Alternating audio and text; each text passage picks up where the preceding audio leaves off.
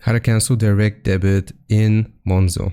So you can cancel direct debits into your Monzo app. Here's how we can do it. You have to tap on payments, so the payments icon in the menu bar. Then we will select schedule or schedule. Tap the payment you want to cancel and you should see a little button that says cancel direct debit.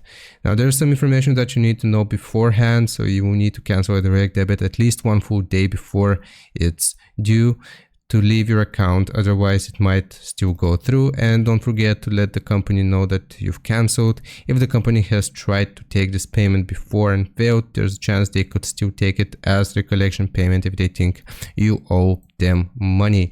So again, here you just click on payments or the payments icon in the menu bar, click on schedule, tap the payment you want to cancel, and you should see a button called cancel direct debit, so just click on that one.